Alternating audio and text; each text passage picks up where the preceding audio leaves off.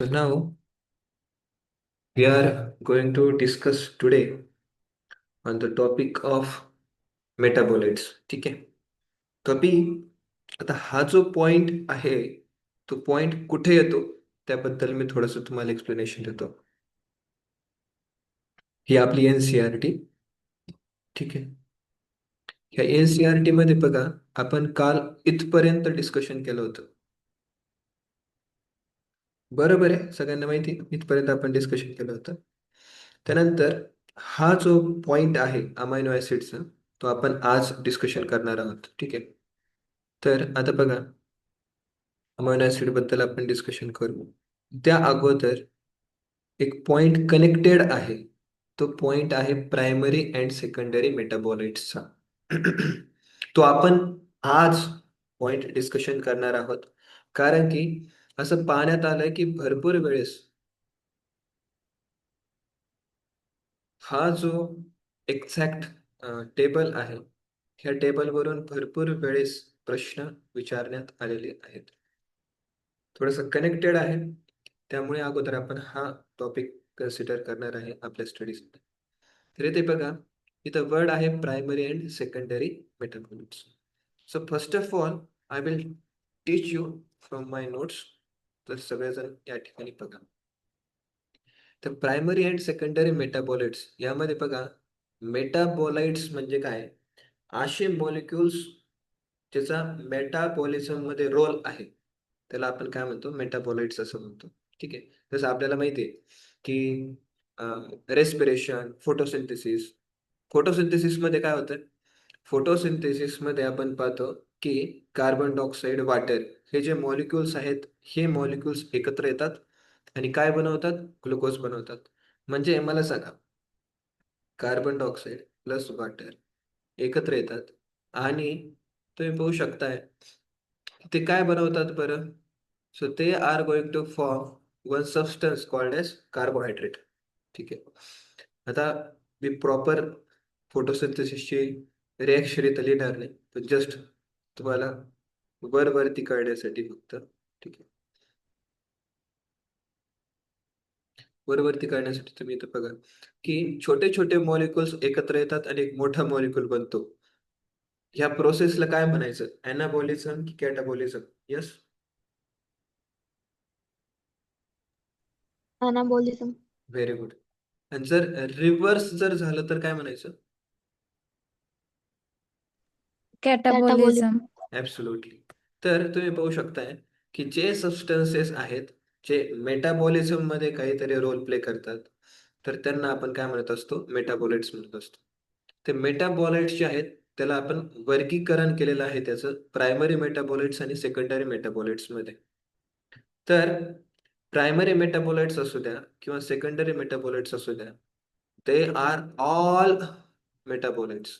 सगळ्यात महत्त्वाचं, ते प्रायमरी और secondary, they are all actually a biomolecules. ठीक आहे. कारण की अल्कलॉइड्स असू द्या, रबर असू द्या, वगैरे वगैरे जे काही असेल, they are all biomolecules only. पण इथे आपण पाहणार, प्रायमरी जे मेटाबॉलाइट्स आहेत ना, they are universal in nature. Universal म्हणजे काय? These primary metabolites, they are synthesized in all type of organism. So therefore they are universal. Universal. तो हर एक जो ऑर्गेनिज्म है इसको बनाएगा, मतलब बनाएगा. हर एक ऑर्गेनिज्म में आप इसको देख सकते हो. सेकेंडरी मेटाबॉलिट्स क्या है? ये बस कुछ ही ऑर्गेनिज्म में हमको दिखाई पड़ता है. तो यहाँ पे आपको देखने के लिए मिल रहा है, प्लांट्स है, फंजाई है और कुछ माइक्रोब्स है. तो इनके सेल्स में हम देख सकते हैं. और अभी मैं आपको और एक बोलता हूँ, जो प्राइमरी मेटाबॉलाइट्स है ना, तो प्राइमरी मेटाबॉलाइट्स का जो फंक्शन है वो हमको पता है. प्राइमरी मेटाबॉलाइट्स जो है वो बॉडी में क्या फंक्शन परफॉर्म कर रहे हैं वो हमको पता है. किसी भी ऑर्गेनिज्म में ये प्राइमरी मेटाबॉलाइट्स प्रेजेंट है तो उसका फंक्शन हमको पता होता है. लेकिन अगर सेकेंडरी मेटाबॉलाइट्स के बारे में अगर पूछेंगे की आपल्याला कशामध्ये बोलायचं, मराठी का हिंदी?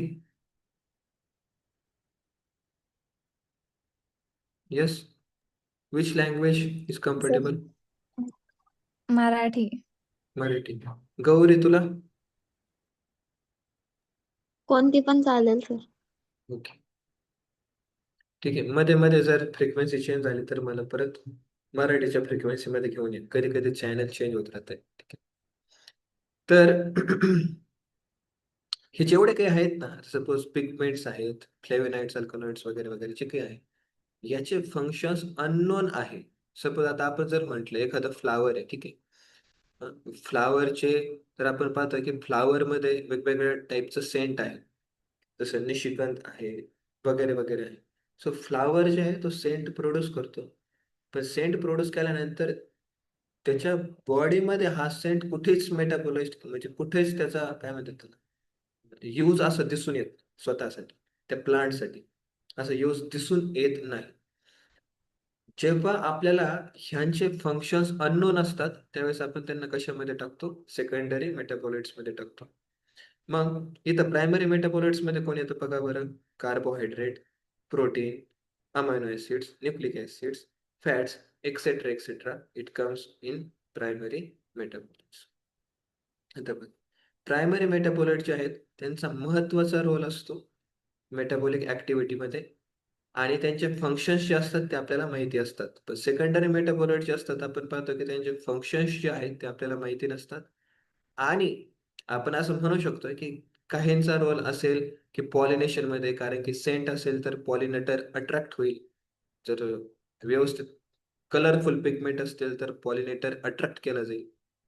काही काहींच्या बॉडीमध्ये काही असे केमिकल्स बनतात जे एखादे ऑर्गॅनिझम खायला येतील त्यांना, त्यावेळेस त्यांच्या रिप्रोडक्टिव्ह किंवा डायजेस्टिव्ह सिस्टीम मध्ये ते प्रॉब्लेम्स क्रिएट करतील, जेणेकरून त्यांची रक्षा होईल त्या प्लांटशी. डिफेन्स रोल पण असू शकतो. ठीक आहे. जसं तुम्ही नो लास्ट इकॉलॉजिकल चॅप्टर्स मध्ये स्टडी केला असणार आहे त्यामध्ये. आता इथे बघा की हे सगळ्या गोष्टी आपण प्रायमरी आणि सेकंडरी मेटाबॉलिट्स बद्दल स्टडी केलं. आता मी काय करतो तुम्हाला एनसीईआरटी मधून परत सांगतो. ठीक आहे.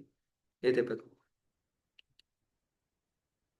इथे बघा की जर आपण बायोमॉलिक्युल्सची जर आपण लिस्ट जर बनवली तर आपण पाहू शकतो की अमायनो ऍसिड आहेत, शुगर आहेत, जे आपण मागं पाहिले. सो आपण सगळ्यांना आपण काय म्हणतो, सगळ्या बायोमॉलिक्युल्सला आपण काय म्हणतो? मेटाबॉलिट्स म्हणतो. So we call all this biomolecule as metabolites. पण आपण फिगर नंबर 9.1 मध्ये काही आपण बायोमॉलिक्युल्स पाहिले. Figure number 9.1. You see this figure 9.1. याच्यामध्ये तुम्ही पाहू शकता हे न्यूक्लिओसाइड, न्यूक्लिओटाइड, नायट्रोजन बेस याबद्दल आपण डिटेल स्टडी करणार आहोत. फॅट्स आहे, ठीक आहे, ऑइल्स आहे, लिपिड्स त्याच्यामध्ये ग्लिस्ट्रॉल, पाल्मिटिक ऍसिड, फॉस्फोलिपिड, कोलेस्ट्रॉल जेवढं काही आहे, amino acid, शुगरमध्ये glucose, रायबोज, Glycine, ॲलेनाइन, serine, सगळे अमायनो ऍसिड्स आणि sugars they are considered as primary metabolites. बघा बरं का, लक्षात घ्या. They are considered as primary metabolites. मला सांगा, यांना आपण म्हटलं प्रायमरी मेटाबोलाइट्स. आणि हावेवर आपण बाकीचे पण प्लांट अनालाइज केले, प्लांट, फंजाय, मायक्रोब्स, त्यांच्यामध्ये पण आपण हजारोहून अधिक कंपाऊंड्स पाहतो. पण त्या कंपाऊंडला आपण प्रायमरी कंपाऊंड म्हणत नाही. They are other than primary metabolites. Other कोणते कोणते आहेत? अल्कलॉइड्स आहेत, फ्लेवोनॉइड्स आहेत, रबर आहे. हे ध्यानात ठेवा बरं का. फ्लेवोनॉइड्स आहे, रबर आहे, इसेन्शियल ऑइल आहे, अँटीबायोटिक्स आहेत, कलर्ड पिगमेंट्स आहेत, सेंट आहे, गम्स आहे, स्पाइसेस आहेत. हे सगळे जे आहेत त्याला आपण कशामध्ये टाकतो? सेकंडरी मेटाबोलाइट्स मध्ये टाकतो. अच्छा, मग प्रायमरी मेटाबोलाइट्स कोण आहे? त्यासाठी तुम्हाला फिगर नंबर 9.1 पाहिजे. सेकंडरी मेटाबोलाइट कोण आहे? त्याला तुम्हाला टेबल नंबर 9.3 पाहिजे. आणि ह्या लाईन्स ज्या आहेत ते ध्यानात ठेवायचे. आता इथं बघा बरं का व्यवस्थित. प्रायमरी मेटाबोलाइट्स जे आहेत त्यांचं आयडेंटिफायबल फंक्शन आपल्याला माहिती आहे. ते काय फिजिओलॉजिकल प्रोसेसमध्ये त्यांचं काय रोल आहे ते आपल्याला माहिती आहे. पण आपल्याला हे नाही माहिती आहे की सेकंडरी मेटाबोलाइट्सचा रोल किंवा फंक्शन काय आहे त्या ऑर्गॅनिझम मध्ये, ते आपल्याला क्लिअर नाही. मग बघा, प्रायमरी मेटाबोलाइट जर समजून घ्यायचा असेल तर समजून घ्यावं लागेल की त्यांचं आपल्याला फंक्शन माहिती आहे, आयडेंटिफायबल रोल आहे त्या ऑर्गॅनिझम मध्ये. तर सेकंडरी मेटाबोलाइट जो आहे त्याचा आयडेंटिफायबल रोल आणि फंक्शन अजून पण आपल्याला क्लिअर नाही. आता हे बघा बरं का, खूप इम्पॉर्टंट. हे सगळं आहे सेकंडरी मेटाबोलाइटसाठी. बघा बरं का, सेकंडरी मेटाबोलाइट्सचा त्या ऑर्गॅनिझमसाठी काय फायदा आहे की नाही ते आपल्याला माहिती नाही, पण एवढं नक्की क्लिअर आहे आपल्यासाठी तर याचा खूपच फायदा आहे फॉर ह्युमन वेलफेअर. जसं आपण रबरचा यूज करू शकतो, तसे वेगवेगळे ड्रग्स निघतात. जसं एक सिंखोना नावाचं प्लांट आहे, त्याच्यामधून आपण क्विनाईन नावाचं आपण काय करू शकतो, ड्रग एक्सट्रॅक्ट करू शकतो. आणि ते क्विनाईन नावाचं जे ड्रग आहे ते मलेरियासाठी ट्रीटमेंट करण्यासाठी युजफुल आहे. आपण जे मसाले यूज करतो ते आपल्यासाठी युजफुल आहे. सेंट्स बनवतो आपण आपल्यासाठी युजफुल आहे. वेगवेगळे पिगमेंट आहे, हळद, कुंकू, वेगवेगळे पिगमेंट जे आहेत डाय करण्यासाठी आपण ते यूज करतो. आता इथं बघा बरं का, many of them have are useful to human. आणि इथं बघा, some secondary metabolites have ecological importance. म्हणजे जसं आपण पाहू शकतो की जर कलर जर असेल, तसे वेगवेगळे जर प्रॉपर पिगमेंट असतील, तर इन्सेक्ट्स येतील, पॉलिनेशन करतील. तर मग आपण पाहू शकतो की पॉलिनेशन हे इकॉलॉजिकल ऍक्टिव्हिटी आहे. सो इकॉलॉजिकल इम्पॉर्टन्स आहे. येस. आता बघा, मला सांगा, प्रायमरी मेटाबोलाइट प्रायमरी मेटाबोलाइटचे एक्झाम्पल काय काय आहेत? चला, मला परत इथं पाहू दे, तुम्हाला सांगतो. मला सांगा, शुगर्स जर मी तुम्हाला जर ऑप्शन मध्ये दिले जवळपास 15, you know you have got 15 words in your question paper, 15, आणि त्याच्यापैकी सांगितले select primary metabolites out of the following, आणि तुमचे ऑप्शन्स वगैरे अशा अशा असतील नाही का. सपोज 15 वर्ड्स असं, त्याच्यामध्ये ग्लुकोज असेल, त्याच्यामध्ये सिरिन असेल, त्याच्यामध्ये इथं पिगमेंट असेल, त्याच्यामध्ये अँटीबायोटिक असेल, त्याच्यामध्ये रबर असेल, असे वेगवेगळे असतील नाही का. प्रायमरी आणि सेकंडरी मेटाबोलाइट्स दोघांचं कॉम्बिनेशन करून तुम्हाला दिलाय प्रश्न, आणि तुम्हाला काय विचारलंय की यापैकी प्रायमरी मेटाबोलाइट्स किती आहे, सेकंडरी मेटाबोलाइट्स किती आहे. मग क्वेश्चन ऑप्शन असेल की प्रायमरी मेटाबोलाइट्स आहे 6, सेकंडरी मेटाबोलाइट्स आहे 7. दुसरा ऑप्शन 7, 8 असं. तर एक असा प्रश्न बनू शकतो. ठीक आहे, एक असा प्रश्न बनू शकतो. ठीक आहे, एक असा क्वेश्चन बनू शकतो. आणि दुसरा क्वेश्चन कसा बनू शकतो की पिगमेंटचे एक्झाम्पल, अल्कलॉइडचे एक्झाम्पल, टर्पिनॉइडचे एक्झाम्पल, इसेन्शियल ऑइल, टॉक्सिनचे, इलेक्ट्रिनचे, ड्रग्सचे, पॉलिमरिक सबस्टेन्सचे, हे सगळे एक्झाम्पल्स हा टेबल आहे VIMP. खूपच इम्पॉर्टंट. हा टेबल डिटेलमध्ये डिस्कशन करण्याच्या अगोदर मला तुमच्याकडून हे जाणून घ्यायचं आहे की तुम्हाला प्रायमरी मेटाबोलाइट्स आणि सेकंडरी मेटाबोलाइट्स क्लिअर झालं का? हो सर. Yes sir. ओके, मग मी तुम्हाला प्रश्न विचारतो. मला सांगा, प्रायमरी मेटाबोलाइट्स आणि सेकंडरी मेटाबोलाइट्स ह्यामध्ये एक डिफरन्स सांगा. गौरी, तुझ्यासाठी प्रश्न. प्रायमरी मेटाबोलाइट्स फंक्शन जे असतात ते आयडेंटिफिशियल, हा, सो वी नो. आणि सेकंडरी नॉन नाहीये. हा, व्हेरी गुड. येस. आता मला एक तेजोल, तू एक एक्झाम्पल सांग प्रायमरी मेटाबोलाइट्सचं, आणि एक एक्झाम्पल सांग सेकंडरी मेटाबोलाइट्सचं. प्रायमरी मेटाबोलाइट्स मध्ये येईन कार्बोहायड्रेट्स येस. आणि सेकंडरी मेटाबोलाइट्स मध्ये येईन अल्कलॉइड्स. Yes, very good. तर आणखीन हे ध्यानात ठेवा बरं का, की सेकंडरी मेटाबोलाइट्सचा काही ह्युमन वेलफेअरमध्ये रोल आहे, सेकंडरी मेटाबोलाइट्सचा इकॉलॉजिकल इम्पॉर्टन्स पण आहे. हे पण पॉईंट ध्यानात ठेवा बरं का, इथं मी लिहितो. ठीक आहे. अच्छा, आणखीन एक डिफरन्स कोणी सांगू शकतं का मला, तेजोल, प्रायमरी मध्ये आणि सेकंडरी मध्ये आणखीन एक डिफरन्स?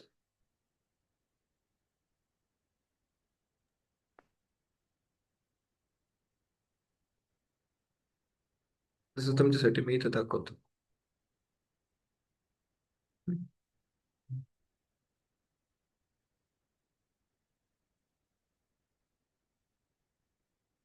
याच्यावरून काय कळतं तुला?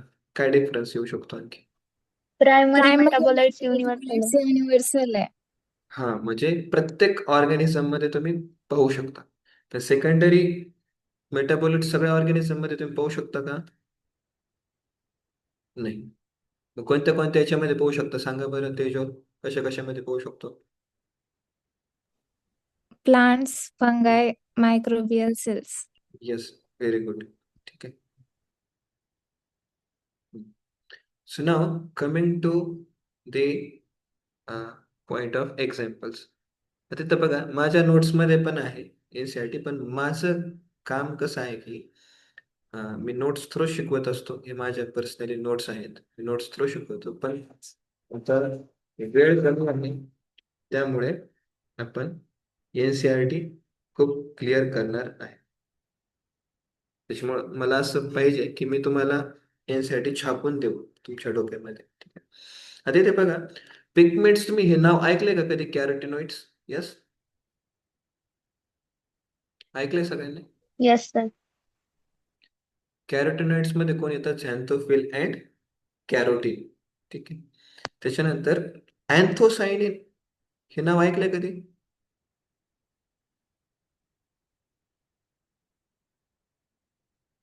हम्म. त्याच्यानंतर ब्लू पिगमेंट असतं का सर? हा, यस, ते पण पिगमेंट आहे. ब्ल्यू कलर देतं ते, ब्ल्यू कलर. तसंच फायको इरिथ्रिन हा जो आहे तो रेड कलर देत असतो. अँथोसायनिन कोणता कलर देतो? Blue.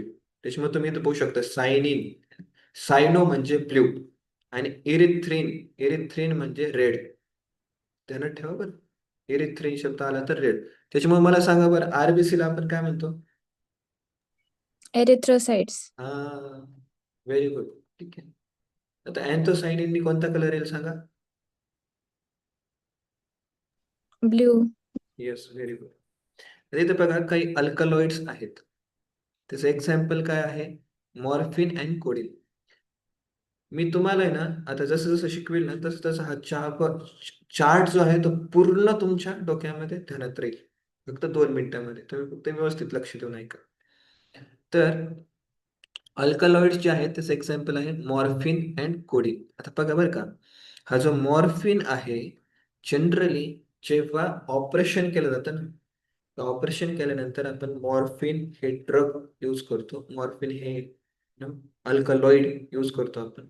So morphine act as a pain killer, हे ध्यानात ठेवा. ह्युमन हेल्थ अँड डिसीज मध्ये पण तुम्ही याबद्दल स्टडी केलेला असेल. त्याच्यानंतर कोडिन जो आहे तो प्रत्येक खोकला जो असतो ना आपला कफ, कफ सिरप मध्ये, प्रत्येक कफ सिरप मध्ये कोडिनचा यूज केला जातो. सो या दोघांचे पण काय आहे? फायदे आहेत. टर्पिनॉइड्स जे आहेत ना ते हवेमध्ये उडून जातात नाही का. जो आपला कापूर आहे ना, कपूर, त्याच्यामध्ये टर्पिन कंपाऊंड असतात, मोनोटर्पिन्स अँड डायटर्पिन्स.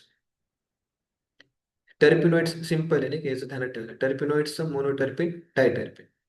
इसेन्शियल ऑइलचं एक्झाम्पल पण सिंपल आहे, लेमन ग्रास ऑइल, हे आपण ध्यानात ठेवू शकतो. टॉक्सिन्स म्हणजे काय? जवळपास विषारी सबस्टन्स. याचं एक्झाम्पल काय? अप्रिन अँड रायसिन. त्याच्यानंतर लेक्टिन्सचं काय एक्झाम्पल आहे? कॉन कॅनाव्हॅलिन ए.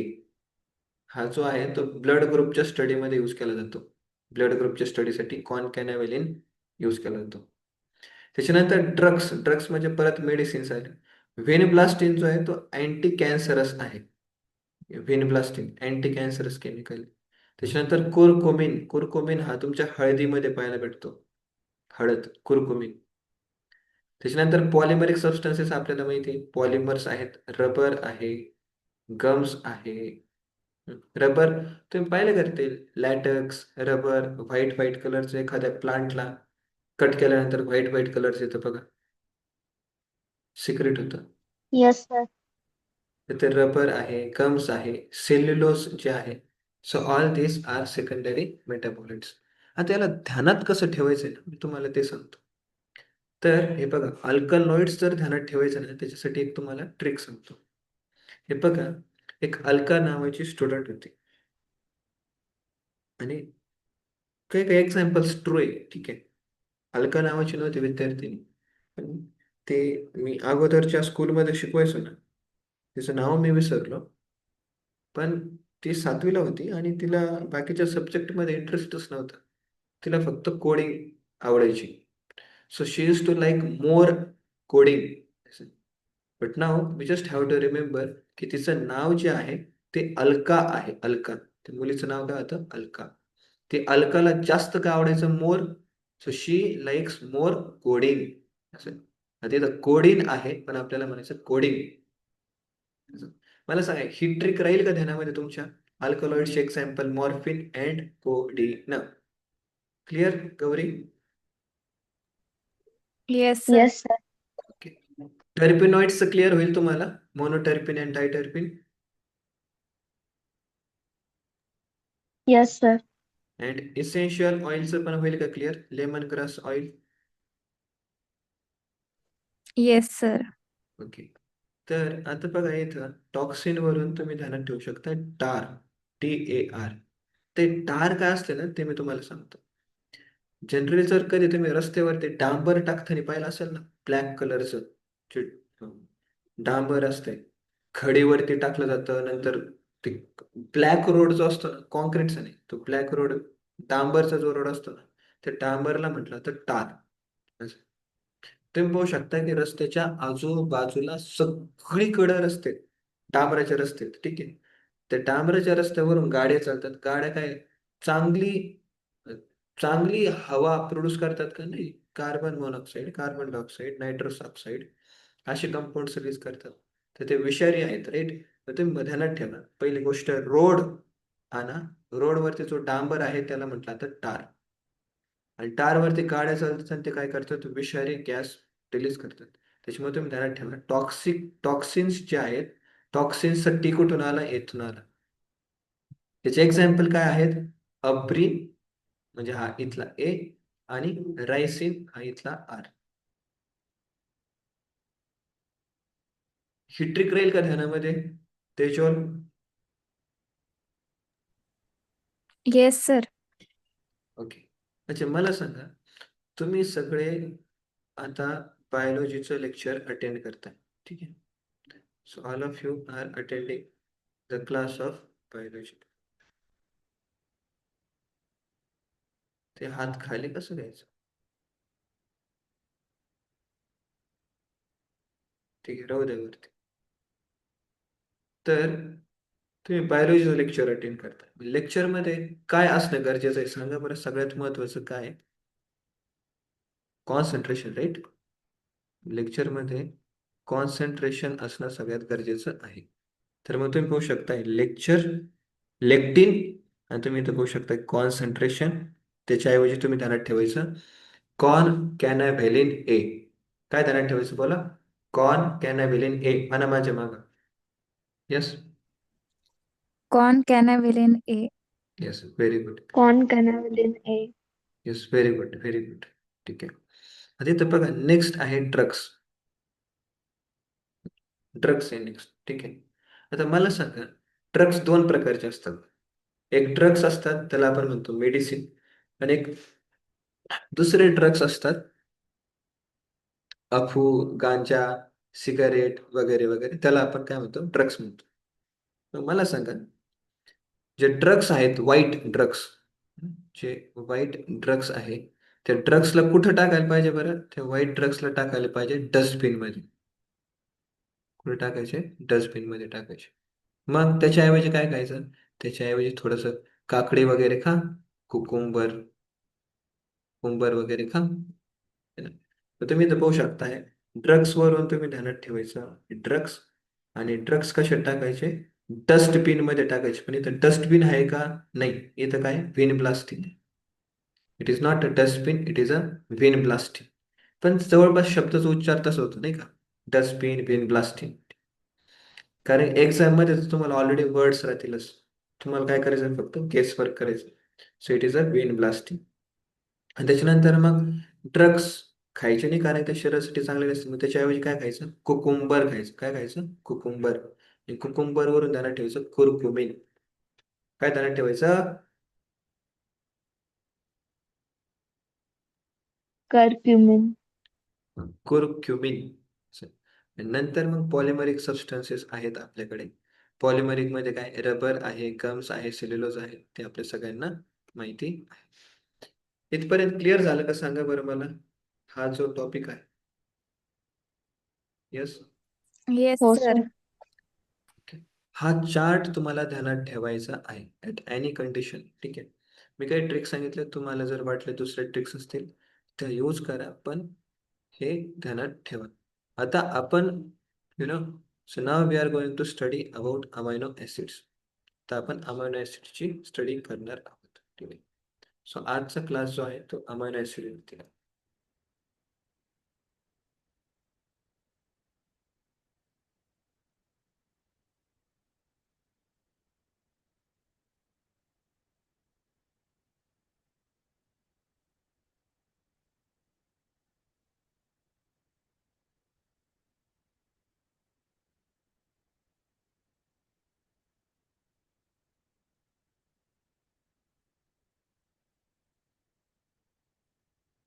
येस.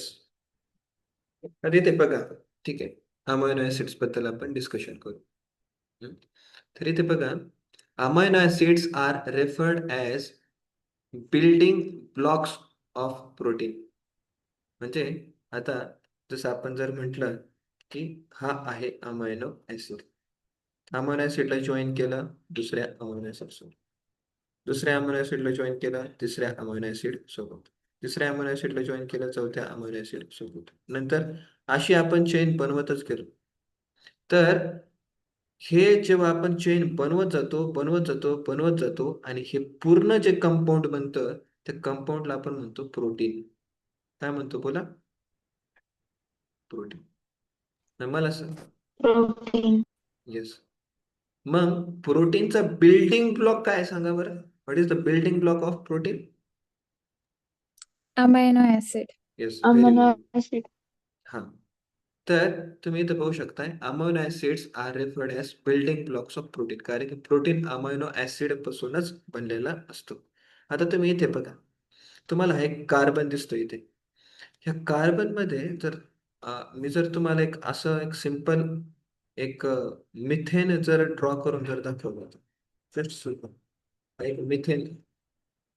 ह्या मिथेन मध्ये जर बघा, कार्बनची व्हॅलन्स किती असते बरं? 3, 4, 5 किती असते? 4. Yes, very good. फोर. आता त्यापैकी जर हा वाला जर मी रिप्लेस केला with acidic group COOH, carboxylic acid group, आणि हा वाला H जो आहे त्याला जर मी रिप्लेस केला विथ NH2 ग्रुप, तर जे कंपाऊंड बनतं ना, आणि त्याच्यानंतर हा जो एक H आहे त्या H ला मी रिप्लेस केला की व्हॅरिएबल R ग्रुप नाही, व्हॅरिएबल ग्रुप येतो, व्हॅरिएबल. ठीक आहे.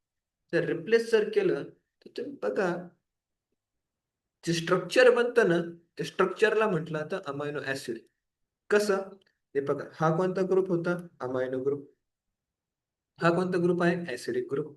मग अमायनो ग्रुपचा अमायनो आणि ऍसिडिक ग्रुपचा ऍसिड, हे दोन्ही शब्द एकत्र आले काय बनलं?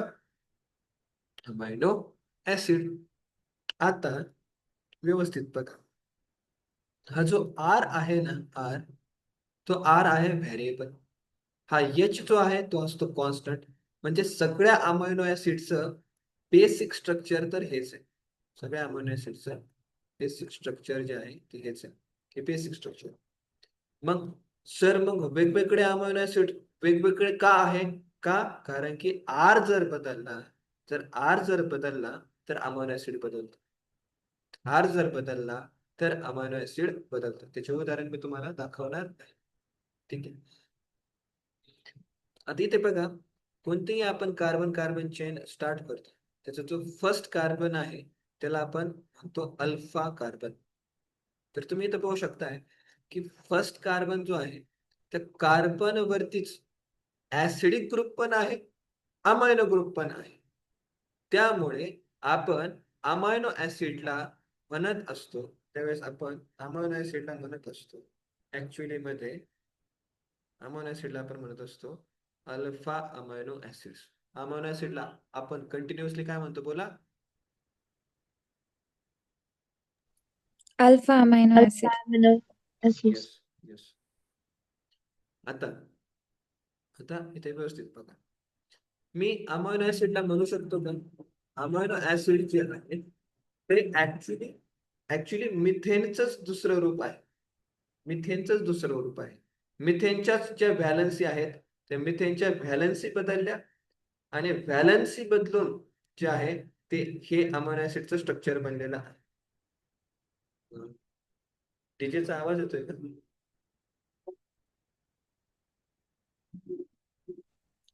नो सर, नाही येते. आलं तर मला सांगा बरं का, म्हणजे मी त्यामुळे क्लोज पकडतोय माईक. तर अल्फा अमायनो ऍसिड जो आहे त्याला आपण काय म्हणू शकतो? Substituted methane. अमायनो ऍसिडलाच आपण काय म्हणू शकतो? सबस्टिट्यूटेड मिथेन म्हणू शकतो. या सगळ्या लाईन्स मी तुम्हाला एनसीईआरटी मध्ये दाखवलं. इच अँड एव्हरी पॉइंट जे मी काही बोलणार आहे सगळ्या लाईन्स मी तुम्हाला एनसीईआरटी मध्ये दाखवलेल्या आहे. आता इथे बघा, amino acids are organic compound, सगळ्या जगाला माहिती आहे.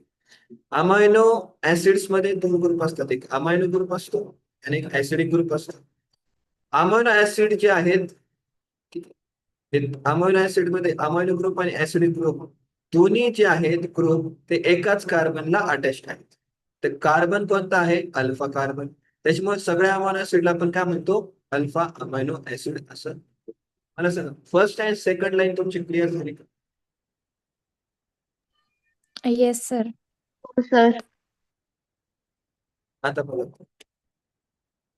आता so now you see amino acids are also called as substituted methanes. हे पण मी तुम्हाला सांगितलं होतं. आता इथे बघा, असं कंपाऊंड बघा बरं का, असं कंपाऊंड ज्या कंपाऊंड मध्ये दोन्हीही ग्रुप पाहायला भेटतात, ऍसिडिक ऍज वेल एज बेसिक, अशा कंपाऊंडला आपण म्हणत असतो एम्फोटेरिक कंपाऊंड. कोणतं compound? Amphoteric compound. Yes, very good. आता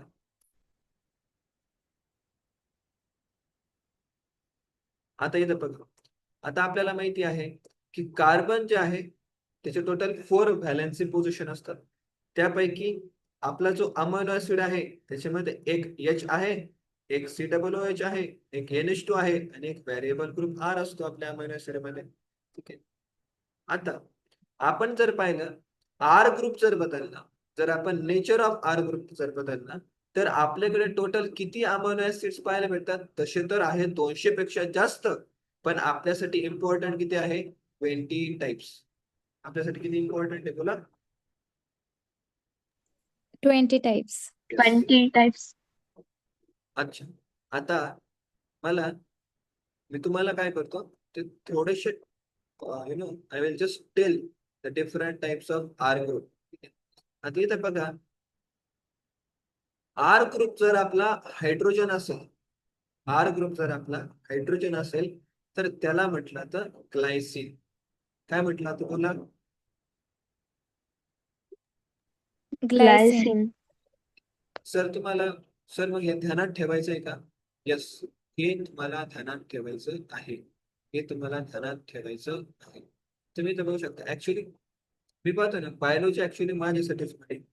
इथं बघा, G for A for Akshay and father का नाम क्या है? तो ऐसे ये तो आपको जो जैसे भी याद करना है वैसे याद कर सकते हैं, लेकिन सीक्वेंस आप ऐसे ही जाओ, तो ऐसे करने से क्या होता है? कॉम्प्लेक्सिटी बढ़ जाती है. यहाँ पे क्या था? ग्लाइसिन में यच था. ग्लाइसिन में क्या था? यच था. अभी मुझे बताओ, यच से भी कुछ सिंपल आर हो सकता है क्या? नहीं, यच सबसे सिंपल है. तो इसलिए हम बोल सकते हैं कि glycine is a most simple amino acid. Glycine is a most simple amino acid. अरे भाई, अगर मिथाइल ग्रुप अगर ऐड किया, थोड़ा हाइड्रोजन को थोड़ा और मदद वगैरह कर दी और CH3 ग्रुप अगर ऐड कर दिया, तर मग काय बनतं? ॲलिनाइन बनतं. जर मग आपण हायड्रॉक्सी मिथाइल जर आपण ऍड केलं, म्हणजे CH2OH जर ऍड केलं तर काय बनतं? सेरीन बनतं.